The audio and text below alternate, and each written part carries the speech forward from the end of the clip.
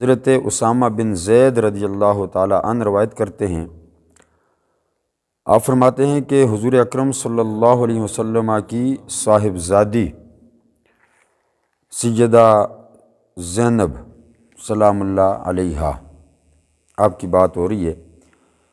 آپ فرماتے ہیں کہ آپ کی صاحبزادی سیدہ زینب نے حضور اکرم صلی اللہ علیہ وسلم کو پیغام بھیجا کہ آپ میرے گھر تشریف لائیں کہ میرا بیٹا فوت ہو رہا ہے، یعنی ان کے بیٹے کا وقت نزا تھا، یعنی روح نکل رہی تھی۔ تو ایسی صورتحال میں آپ کی بیٹی نے حضور اکرم صلی اللہ علیہ وسلم کو یہ پیغام بھیجا کہ آپ تشریف لائیں، میرا بیٹا جو ہے وہ فوت ہو رہا ہے۔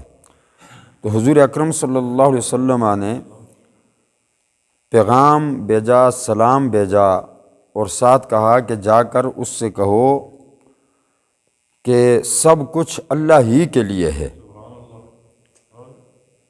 جو اس نے لے لیا اور اسی کے لیے ہے جو اس نے عطا کیا، یعنی جو اللہ لے لیتا ہے وہ بھی اسی کا ہے، اور جو کچھ اللہ اپنے بندوں کو عطا کرتا ہے وہ بھی اسی کا ہے۔ لہٰذا فلتصبر، اس سے کہو کہ صبر کرے، ولتحتسب فارسلت الیہ تقسم علیہ لیأتینہا فقام ومعہ۔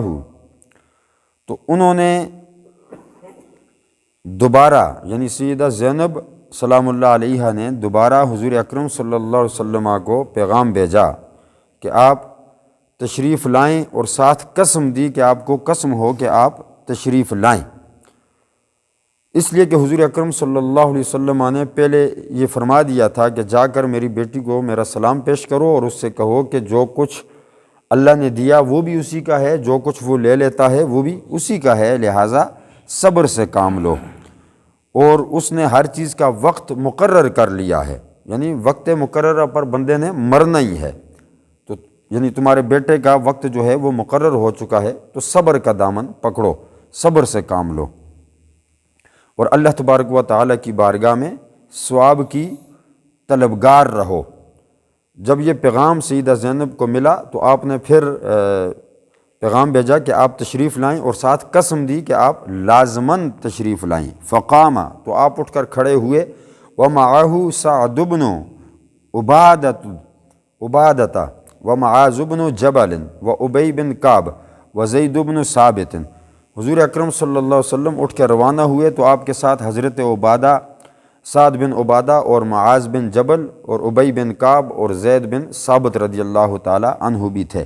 ورجال فرفع الی رسول اللہ صلی اللہ علیہ وسلم الصبی ونفسہ، حضور اکرم صلی اللہ علیہ وسلم ان کے گھر تشریف لے گئے، تو جا کر اپنے نواسے کو، یعنی حضور اکرم صلی اللہ علیہ وسلم کا نواسہ ہی لگا، تو اس کی روح قفس عنصری سے پرواز کر رہی تھی۔ تو حضور اکرم صلی اللہ علیہ وسلم اس کی یہ حالت دیکھ کر حضور کی آنکھوں میں بھی آنسو آ گئے، یعنی حضور اپنی بیٹی کو صبر کی تلقین کر رہے ہیں، لیکن جب خود اس موقع پر پہنچے تو حضور اکرم صلی اللہ علیہ وسلم کی آنکھوں میں آنسو آ گئے اپنے نواسے کو دیکھ کر۔ فقال سعد، تو حضرت سعد رضی اللہ تعالیٰ عنہ بولے اور انہوں نے کہا یا رسول اللہ ما ھذا، یہ کیا ہے؟ یعنی حضرت سعد نے سوال یہ کیا کہ آپ تو صبر کی تلقین کر رہے تھے اور آپ خود رو رہے ہیں، آپ کی آنکھوں میں آنسو آ گئے ہیں۔ قال ھذہ رحمۃ، تو حضور اکرم صلی اللہ علیہ وسلم نے فرمایا کہ یہ تو رحمت ہے، جعلہ اللہ فی قلوب عبادہ، جو کہ اس نے اپنے بندوں کے دل میں ڈال دی ہے۔ وَإِنَّمَا يَرْحَمُ اللَّهُ مِنْ عِبَادِهِ الرُّحَمَاء، اور جو اللہ کے بندوں پر رحم کرتا ہے اللہ اس پر رحم فرماتا ہے۔ یعنی کہ یہ جو رونا ہے حضور اکرم صلی اللہ علیہ وسلم کا میت پر جو رونا تھا وہ کسی اور وجہ سے نہیں تھا، بلکہ رحمت کی وجہ سے تھا، رحم کی وجہ سے تھا، جو اللہ تبارک و تعالی نے بندوں کے دل میں ڈالا ہوا ہے۔ عرض کرنے کا مقصد یہ ہے کہ اس حدیث سے امام بخاری رحمۃ اللہ تعالی علیہ آپ یہ بتلانا چاہتے ہیں کہ میت پر نوحہ کرنا اور پیٹنا، بال نوچنا، سینہ کو بھی کرنا، یہ چیزیں حرام ہیں، یہ چیزیں منع ہیں۔ نوحہ کہتے ہیں مردے کے اوصاف بیان کرنا اور ساتھ رونا، جیسا کہ عموماً ہماری خواتین کرتی ہیں، ساتھ روتی ہیں، بین اس کو کہتے ہیں، بینڈ کرتی ہیں اور مردے کے اوصاف بیان کرتی ہیں اور ساتھ روتی ہیں۔ یہ چیز میت پر کرنا یہ حرام ہے، اس چیز سے حضور اکرم صلی اللہ علیہ وسلم نے منع فرما دیا ہے کہ یہ چیز نہ کرو۔ کیوں نہ کرو؟ اس لیے کہ یہ چیز کرنے سے میت کو تکلیف ہوتی ہے، یعنی ہمارے رونے سے، سینہ کوبی کرنے سے، بال نوچنے سے، آہ و فغاں کرنے سے، نوحہ کرنے سے میت جو ہے وہ تکلیف محسوس کرتا ہے، اس کو تکلیف ہوتی ہے۔ اس لیے حضور اکرم صلی اللہ علیہ وسلم نے پیٹنے سے اور نوحہ کرنے سے منع فرما دیا۔ تو کس چیز کی اجازت دی؟ کہ خاموشی سے آنسو بہانا، یہ رحمت کی دلیل ہے کہ ہر مسلمان دوسرے مسلمان کے مرنے پر غم زدہ ہو جاتا ہے، پریشان ہو جاتا ہے، اس کو دکھ ہوتا ہے، وہ تکلیف محسوس کرتا ہے۔ تو یہ اللہ تبارک و تعالیٰ کی طرف سے رحمت ہے، رحم ہے، جو ایک مسلمان کے لیے دوسرے مسلمان کے دل میں اللہ نے پیدا کر دیا ہے۔ تو یہ رحم ہے، اس طرح آپ رو سکتے ہیں، اس سے کوئی ممانعت نہیں ہے۔ لیکن نوحہ کرنا، سینہ کوبی کرنا، یہ ساری چیزیں حرام میں آ جائیں گی۔ ان چیزوں سے حضور اکرم صلی اللہ علیہ وسلم نے منع فرما دیا۔ کئی صحابہ اکرام ہیں جن کے وصال پر حضور اکرم صلی اللہ علیہ وسلم خود آپ دیدہ ہو گئے۔ حضور اکرم صلی اللہ علیہ وسلم کے اپنے بیٹے جناب ابراہیم کا جب وصال ہوا تو اس وقت بھی حضور اکرم صلی اللہ علیہ وسلم روئے، آنکھوں سے آنسو جاری ہوئے۔ تو حضور نے اپنی زبان سے یہ الفاظ ادا کیے، فرمایا کہ بیٹا ابراہیم، تیرے جانے کی وجہ سے دل رو رہا ہے اور آنکھیں بھی آنسو بہا رہی ہیں، لیکن ہم وہی کریں گے جو ہمیں ہمارے رب نے حکم دیا ہے۔ یعنی ہر حال میں اللہ کی رضا اور منشا کو ہاتھ سے نہیں جانے دینا، اللہ کی رضا کا خیال رکھنا ہے، اسی کی رضا پر راضی رہنا ہے۔ جتنا قریبی بندہ، جتنا محبوب ترین بندہ بھی فوت ہو جائے، اس کی فوتگی پر صرف اور صرف ہم اتنا کر سکتے ہیں کہ غم زدہ ہو سکتے ہیں، آنسو بہا سکتے ہیں، رنجیدہ ہو سکتے ہیں۔ اس کے برعکس بالکل نہیں کر سکتے، سینہ کو بھی نہیں کر سکتے، کپڑے نہیں پھاڑ سکتے، بال نہیں نوچ سکتے، آہ و فغاں نہیں کر سکتے، بڑے اونچی آواز میں بین نہیں کر سکتے۔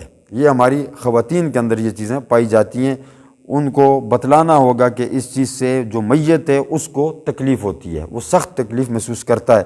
اور یہ جو باب ہے امام بخاری نے جو باندھا ہے، اس کے اندر یہ بھی الفاظ ہیں کہ اس کو صرف تکلیف ہی نہیں ہوتی بلکہ اس کا گناہ بھی میت کو ملتا ہے۔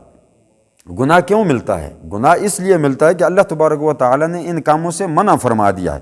یہ پیچھے باب ہے پورا، قول النبی صلی اللہ علیہ وسلم یعذب المیت ببعد بقاء اہلہ علیہ اذا کان النوح من سنتہ لقول اللہ تعالی قوا انفسکم واہلیکم نارا۔ حضور اکرم صلی اللہ علیہ وسلم نے فرمایا کہ بعض دفعہ ایسا ہوتا ہے کہ اہل و عیال کے رونے کی وجہ سے میت کو عذاب ہوتا ہے، صرف اس کو تکلیف ہی نہیں ہوتی، اس کو عذاب ہوتا ہے۔ عذاب کیوں ہوتا ہے؟ کہ اس نے اپنی زندگی کے اندر ان کو منع نہیں کیا کہ میرے پیچھے رونا نہیں ہے، یا وہ اس چیز کا خواہش مند تھا کہ میں جب مر جاؤں تو میرے پیچھے میری اولاد روئے یا میرے گھر والے روئیں۔ اگر وہ اس چیز کا خواہش مند تھا تو پھر اس کا عذاب اس کو بھی ہوتا ہے، اور اگر وہ خواہش مند نہیں تھا یا اس نے مرتے وقت یہ وصیت نہیں کی کہ میرے پیچھے رونا ہے، نوحہ کرنا ہے، تو پھر اس کو عذاب نہیں ہوگا۔ لیکن اگر اس نے ایسا کیا ہے تو پھر اس کو عذاب ہوگا دوسروں کے رونے کی وجہ سے، کیونکہ اللہ تبارک و تعالیٰ فرماتا ہے کہ قوا انفسکم واہلیکم نارا، کہ اپنے آپ کو اور اپنے اہل و عیال کو جہنم کی آگ سے بچاؤ۔ یعنی یہ میرا اور آپ سب کا یہ فرض ہے کہ ہم خود بھی بچیں اور اپنے گھر والوں کو بھی جہنم کی آگ سے بچائیں۔ ہماری وجہ سے ہمارے گھر والے بھی جہنم کی آگ کا ایندھن نہ بن جائیں، جہنم کے مستحق نہ ہو جائیں ہماری وجہ سے۔ تو ہمیں یہ باتیں اپنے گھر والوں کو بتلانی ہوگی، اپنے اہل و عیال کو بتلانی ہوگی کہ مرنے پر صبر سے کام لیا جاتا ہے، نہ کہ پیٹنے سے اور نوحہ خوانی کرنے سے کام لیا جاتا ہے۔ صبر کرنا ہوگا ہر حال میں۔ جو صبر کرتے ہیں اللہ تبارک و تعالیٰ دنیا میں بھی ان کے ساتھ ہوتا ہے، قبر و حشر میں بھی اللہ ان کے ساتھ ہوگا۔ اللہ تبارک و تعالیٰ ہر حال میں ہمیں صبر کرنے کی توفیق عطا فرمائے اور اپنی رضا میں راضی رہنے کی توفیق عطا فرمائے۔ وآخر دعوانا ان الحمد للہ رب العالمین۔